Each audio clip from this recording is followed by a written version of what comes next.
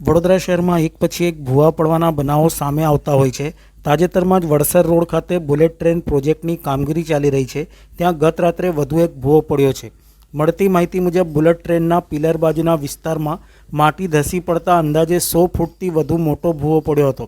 તાકીદે કામગીરી શરૂ કરી પાણી કાઢવા માટે પાઇપો મુકાયા હતા, પરંતુ ઠેક ઠેકાણે પાઇપોમાંથી લીકેજ થવાની ઘટનાઓ પણ સામે આવી હતી। આથી આખી કામગીરીની ગુણવત્તા સામે સવાલો ઊભા થયા હતા। સાઇટ ઉપર હાજર સુપરવાઇઝરે આક્ષેપ કર્યો હતો કે કોર્પોરેશન અને બુલેટ ટ્રેન પ્રોજેક્ટ વચ્ચે પૂરતું સંકલન નથી। એક તરફ કોર્પોરેશન બુલેટ ટ્રેનને જવાબદાર ઠેરવે છે, તો બીજી તરફ પ્રોજેક્ટના કર્મચારીઓ કોર્પોરેશનને દોષી ઠેરવે છે।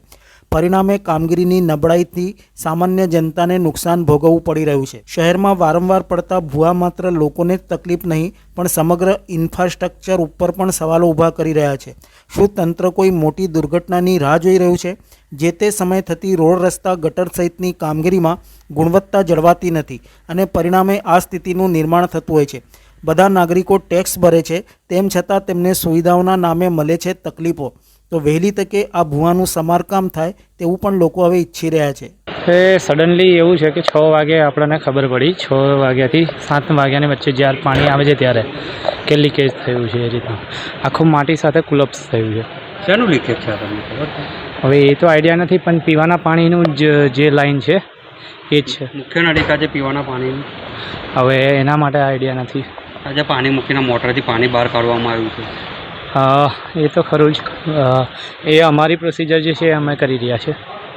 એટલે કોના દ્વારા કામગીરી ચાલી રહી છે? શેનો? આ કામગીરી કોના દ્વારા ચાલી રહી બુલેટ ટ્રેનના તરફથી। આજે કામગીરી દરમિયાન આ ભૂવો પડ્યો છે? ના ના ના ના, એના લીધે નથી પડ્યું। ક્યારે ખબર પડી તમને? સવારના સમથિંગ 6 થી 7ની વચ્ચે જ। આપણો પરિચય? મનોજકુમાર મણિભાઈ જાંબુ। તમે એના કોણ છો? અહીંયા સાઇટ પર જ કામ કરું છું। સુપરવાઇઝર છો? હા।